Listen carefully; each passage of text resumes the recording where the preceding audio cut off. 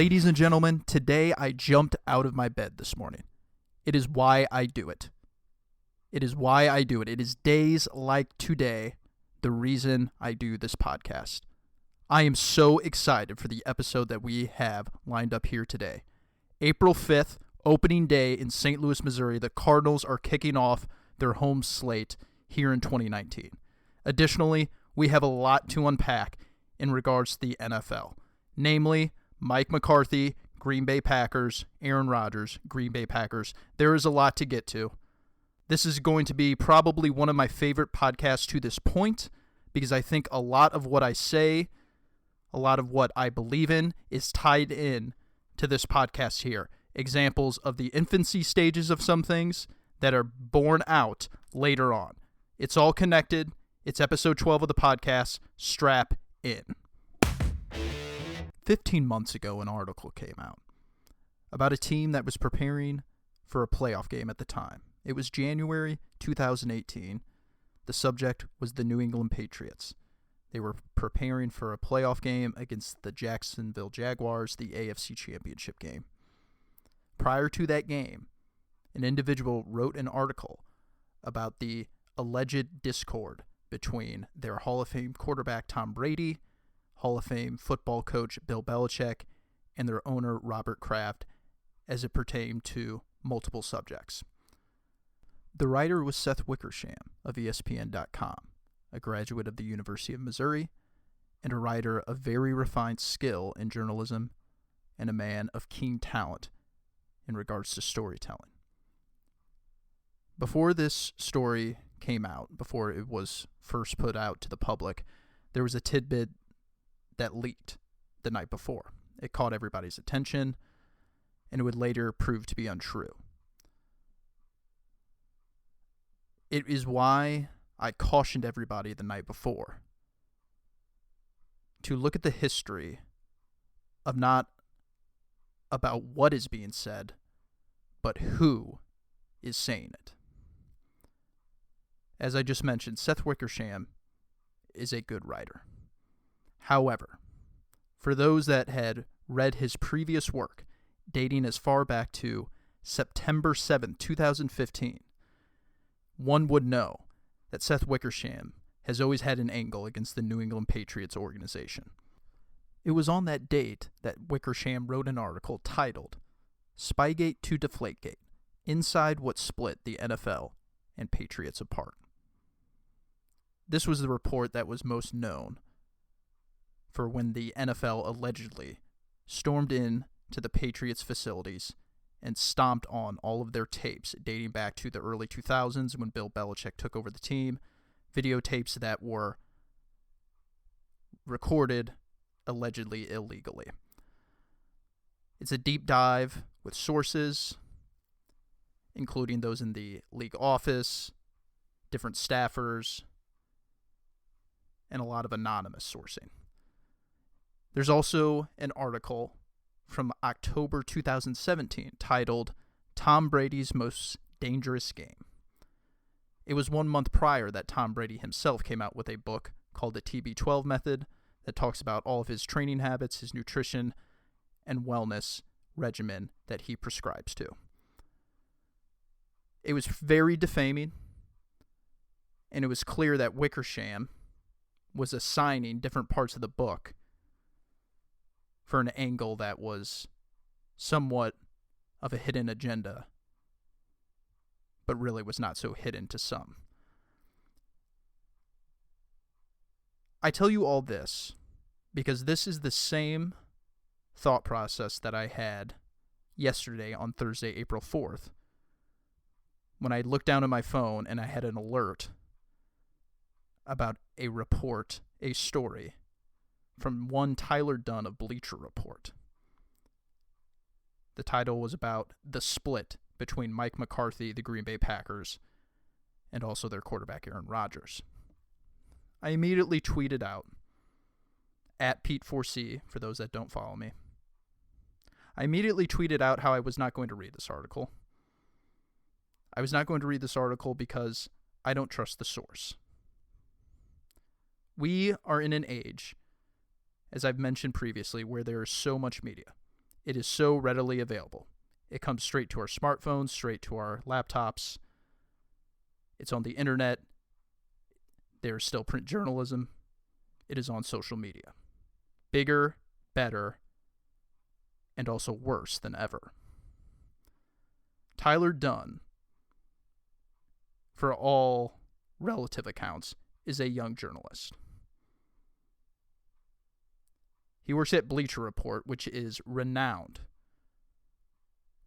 for their sensationalizing and their clickbait-oriented work. In my opinion, he embodies exactly what Bleacher Report is all about. So it was of no coincidence that Tyler Dunne put out his article when he did.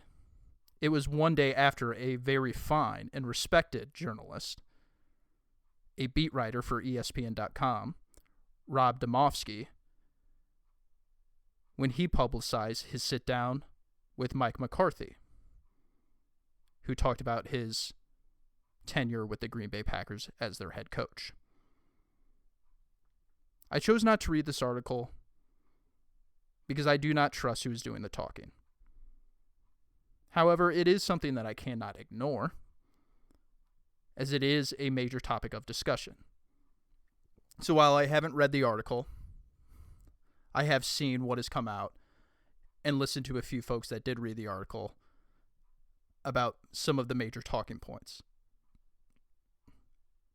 My takeaway is that I did not learn anything new from secondhand sourcing with this article.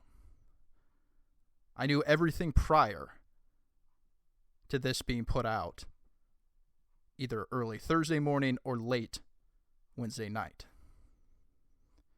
Aaron Rodgers still holds a grudge over Mike McCarthy for potentially having an influence in Alex Smith being drafted by the San Francisco 49ers, who Mike McCarthy was a then offensive coordinator for. Wow, shocker. Aaron Rodgers, star quarterback of one of the most prominent teams in the National Football League, has a chip on his shoulder to this day. Not exactly an original concept. Tom Brady readily admits that the fact that he was drafted at the end of the 6th round is something he still doesn't let go. Every offseason, Tom Brady shows up with the same answer to how he is approaching the upcoming season.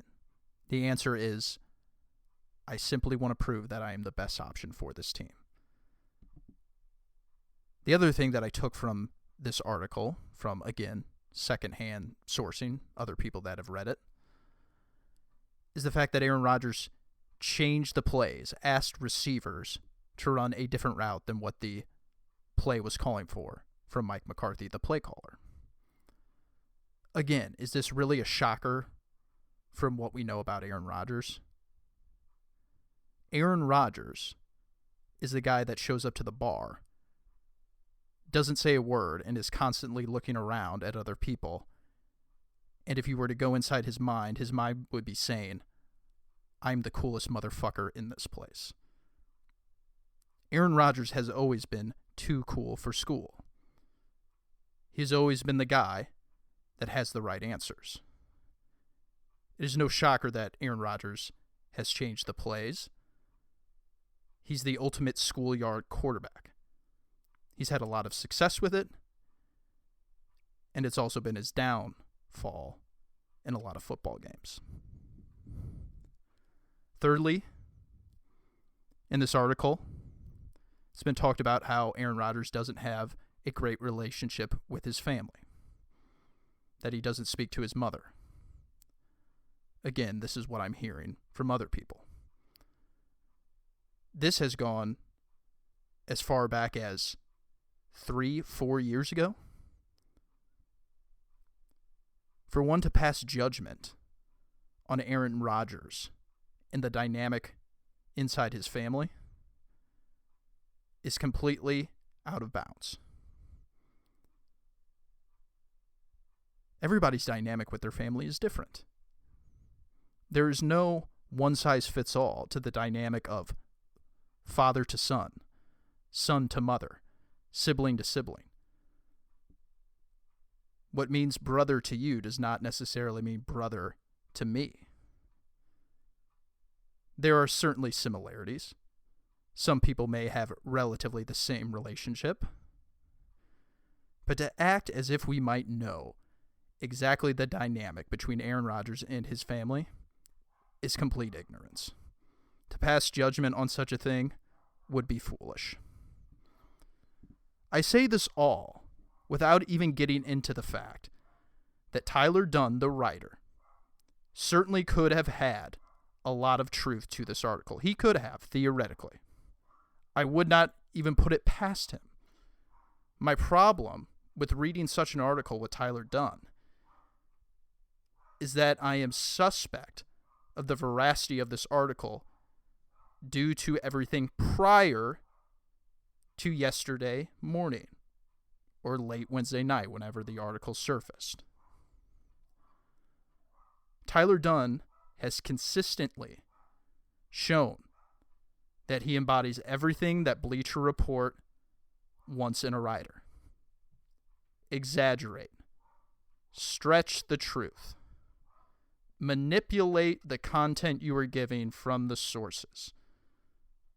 Make sure what you put out there is juicy and will catch the attention of every social media user. Sensationalize if you have to. And remember, Tyler Dunne is very young in his career as a writer, relatively speaking to the industry.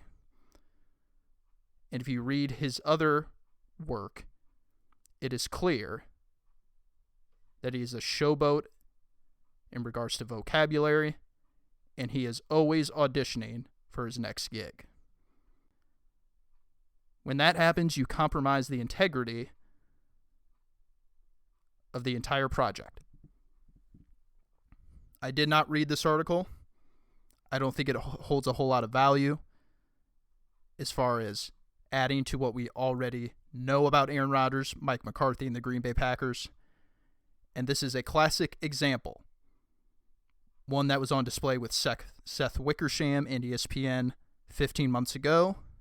And we had it here today. As consumers, we have more options than ever. But we should challenge those that are involved to deliver us the truth. That is what I do. That is what I did here. I hope you will follow suit in challenging others in the future.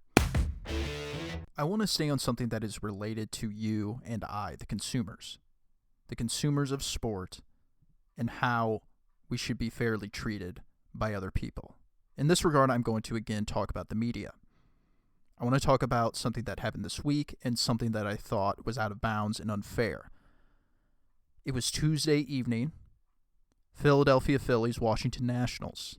Bryce Harper's first return to the Capitol. He was in a visitor's uniform. He hit a home run for the Philadelphia Phillies. However, before that, in his first at-bat, he was booed very strongly by the home crowd, as well as some cheers by the Washington National fans. I thought this was totally fine. I thought there was nothing inappropriate about it. I thought there was nothing inappropriate about a traitor sign being thrown up. I believe it was in the outfield of the stadium or somewhere in the stadium. There were several prominent columnists, both on the internet, in articles. There was a large contingent that thought this was inappropriate by the Washington National fans and thought they should have behaved differently. My whole problem is not with the subject. My problem is with the entire discussion. Why does media think they have some responsibility to tell fans how they should react? Fans are fans. There is a different level of fandom across the board. Media members are held to a standard, at least traditionally they were. If you ask me, I think the bar is much lower. Media is held to a standard that they should be informed, they should be objective, and they should deliver information. They should be a conduit between team and fans. For them to say that this is how a fan base should react or how they should treat an opposing player is ridiculous. There are so many different levels of fandom. It's something that I have tried to always stay cognizant of. I realize that I don't have the same interest level as someone else. We may have a mutual interest, but they may not pay attention to it as much as I do. It's important to understand that they are allowed to be emotional, reactive, and they are allowed to change their mind because when it's all said and done, they just want to see the team win. I had no problem with them throwing up a traitor sign at Bryce Harper. I feel that fans that go to the game, they go to the game for an escape. In ways, it's a break from reality. The only time I think things are out of bounds is when derogatory terms, insensitive gestures, physical confrontations, that's crossing the line. But saying things like you suck, I hate you, even some profanity, I think that's all just fine. I think fans go for an escape. I think they do that because it's a break from reality. The Washington National fans did not act out of line. Everything was fairly nebulous relative to how sport and society mesh. I simply wanted to talk about this because I believe in this week we've had a couple of instances between media and consumer. Some dynamics that I thought were important to touch on. We as the consumer, we should demand the truth. We should be careful with who we trust with an ever-growing population of media members. And we should also understand our rights as consumers. And you should also know your rights on where you stand as a sports consumer. Say what you want when it has nothing to do with the facts. If it has only to do with emotional investment, keep it clean and understand you can be upset at a guy for leaving a city that he was in for 7 years. Okay, getting into stuff that actually affects wins and losses, stuff on the field. That's typically where I like to keep things, but as you know, I will definitely digress if I feel it's necessary, and that's what I did on the early portion of the podcast. I'll now be getting into stuff that I think actually has a tangible effect on the field, or intangible effect in this regard. Mike McCarthy, as I said, had a sit-down interview with Rob Demovsky. I tweeted it out just yesterday evening. I encourage you to check it out at Pete4C. You can follow me on all social media, Instagram, Snapchat, Twitter, same handle, at Pete4C, number 4, letter C. But I tweeted it out, and I'll tell it to you now. Rob Demovsky, ESPN.com, very, very fair beat reporter for the Green Bay Packers, ESPN.com. I love Rob's work. There was a question that he posed to Aaron Rodgers after the Seattle game, a Thursday night game that was in Seattle, Washington. He simply asked a very fair and relevant question. He asked Aaron Rodgers, Aaron, is the season over? The Packers' playoff hopes were very slim. They had just lost, I believe it was their 6th road game of the season. And Aaron, his response, he scoffed at Rob. He was disappointed by the question. And in some regards, Aaron was totally fair because Aaron knows that Rob knows he's only in one position, and that is to say, no. Of course, the season is not over, Rob. So Aaron's response was, come on, Rob. And Rob's response to Aaron was, well, you can't win on the road, Aaron. It was a very simple yet telling gesture of how Rob Demovsky goes about his work. And the reason I bring that up is because we had the sit-down interview with Mike McCarthy. He asked some very fair questions, including Aaron Rodgers and Aaron Rodgers' behavior last season. I think he did some nice work, and I encourage you to check out that article. ESPN.com, Rob Domofsky. I may be butchering that name, that Polish name, but he is where I go for a lot of my Packers stuff. And the reason I bring it up is because in that article, Mike McCarthy, he didn't really look the best. I think he was honest, which some people simply appreciate honesty. I do in some aspects, in some instances. But in this instance, I don't think it was the time for Mike McCarthy to be totally 100% transparent. A guy who has admittedly said he's looking to get back into coaching. If you're looking to get back into coaching and you're not right now, you're taking the year off, you must understand that other people are listening. People are always listening. Other teams, other players, other coaches. So if you air things out, if you're 100% honest on how things went with your first go-around as a head coach, well, more often than not, that usually sets you back a little bit. So he was transparent. He said he was not happy with the way things ended with the Packers. He thought it couldn't have been handled any worse. He said there was no emotion when Mark Murphy told him he was being let go after their loss to the Arizona Cardinals in December at Lambeau Field.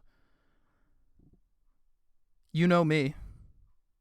At this point, you understand that I don't think there's much place for emotion in sports when it comes to those involved, those inside the building. This is results-oriented. Win, lose. If you win, you stay. If you lose, you'll be shown the door. That's what happened to Mike McCarthy. I think the Packers, in my opinion, I thought they handled it just fine. It was a build-up. It was obvious. They had just lost to what now we know is the worst team in the NFL in 2018. It was time for a change. He will always be celebrated. He has a street named after him in Green Bay, Wisconsin. And why this isn't necessarily a surprise is something that I heard him say in the same article, Mike McCarthy. He said that emotion is something that he always put into it with his players. He, quote, called them family. And it was at that point I put my palm across my eyes. I couldn't believe it. Family is not football. Football is business. Football is work. The most successful team, arguably ever in the NFL, treats their entire operation like a business, top to bottom. And it's why I think we should all be very cautious on what we think the Cleveland Browns can be. The Cleveland Browns have a lot of talent. I think they're going to win a lot of games this year. I think there's a good chance they make the playoffs. But John Dorsey, since taking over the Browns, has made no secret that he wants a family culture. He talks about his players being family. And it was earlier this week in the initial press conference where there were 3 Cleveland Brown players, Jarvis Landry, Odell Beckham Jr., Baker Mayfield. They talked about an instance with Freddie Kitchens, their head coach. Odell Beckham embraced him with, "I love you." I love you? You don't even know him. This whole saga, or not saga, but this whole idea that a football team must be brothers, must be family. Yeah, maybe that does work initially. Maybe you come together for a short period of time. But I tell you what, the best operations of the game, they're not like that. The Seattle Seahawks, remember how many fights those guys got into on the field amongst each other? You know how many fights they got into on the practice field? Richard Sherman admittedly said he told Russell Wilson during a practice after he intercepted him as he was running the football back to the house, he screamed to him, "You fucking suck." There's been other instances with him and Earl Thomas getting into a screaming match on the field. They're fighting because this is business for them. Now, ultimately, the Seahawks, they didn't last that long, but it was still a solid 6 years of success because they treated it like a business. I mentioned the Patriots. Teams with family cultures, I don't think they last very long. Those come with an expiration date. The Atlanta Falcons and the Hood, Brotherhood, that didn't go so well last season. When you treat people like family, that's when things can get ugly. That's when things get personal. And in the NFL, nothing can be personal. Everything just has to be honest. This is why you're sticking on. This is why you're getting paid that. This is why we're letting you go. Straightforward, unvarnished, nothing but the truth. I think the Cleveland Browns have a good future. I think they're going to win some games. But Odell Beckham tells us that we're going to look back at this moment. He was talking about the press conference earlier this week. We're going to look back at this and realize that it was a bigger moment than we initially thought. Yeah, call me not buying it. Because if the culture is what it is and appears to be what it is, this one's going to last. Not as long as everyone's going to think. This last topic of discussion, I really think brings everything together. Brings everything that I've talked about so far together in one sense or another. I began by talking about the Green Bay Packers and how you really need to trust who's doing the talking. I transitioned into Bryce in DC. My main takeaway there, or my main emphasis, was to talk about any consumer as a fan who is unaffiliated in some regard to sport, not a media member, not an executive, not part of an organization. Feel free to be emotional in several regards. I then just talked about the Browns culture, how I think it's risky business, family-oriented, doesn't work, it doesn't last that long, and that honest truth and sometimes unpopular decisions need to be made. I think it's all tied in to what we're going to witness on Saturday evening when Graham Bensinger and his interview with Albert Pujols, former Cardinals first baseman, future Hall of Famer, that interview is released. We had a leak. We had a little bit of a preview. It was about 7 minutes long. Albert Pujols talked about the negotiations with the St. Louis Cardinals and what led him to the Angels out in Anaheim. It was a good little preview. Got some neat information. It also brought us Meng, for all of you that know Albert Pujols, a guy that has spent just about his entire life in the United States, yet his English isn't as, well, it's not as refined as one might think.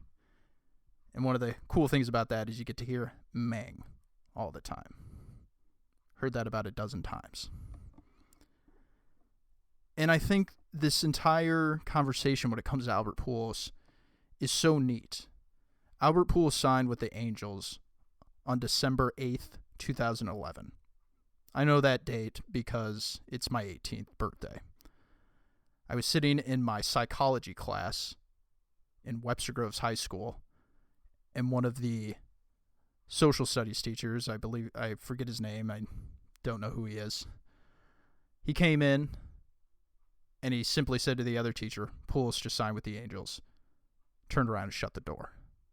It's the only time I've ever been in a class where the teacher ended the class. I believe there were still 25 minutes left in that period, third period, whatever it was. He stopped the lecture and said, "Okay, everyone take out your phone and get the news." He went over to his desk. He started being very emotional, started asking questions. What does this mean to his Hall of Fame candidacy? Will he go in as an Angel? Will he be a Cardinal? Why did he do this? And it was just one example of a city that was very reactive, very upset. So upset in some regards that some of them crossed the line. I said earlier how you have the right to be emotional unless you are doing something totally out of bounds. Burning jerseys, that's out of bounds. But I think it's important to understand that what the Cardinals did was something that was unpopular. But it was also honest. The St. Louis Cardinals really had no desire to sign Albert Pujols, to re-sign him during the 2011 offseason. Pujols, in this interview, in this preview with Ben Singer, revealed that the Cardinals didn't talk to him for a long time after the World Series, when free agency officially begins following the World Series. They didn't talk to him. They didn't engage with talks. And once they did, their original offer was 5 years, $130 million. Of course, his wife, Dee Dee, she would later come out and say how that was insulting to him and her and their entire family. And then eventually, during the interview, Albert would talk about how he got a contract from the Angels and how that contract doesn't reflect the notion that he was simply going to the highest bidder, because when you calculate California and the cost of living, he makes less. And then he again would point out, and he didn't want to reveal the team. It was Ben Singer who approached it, who named it.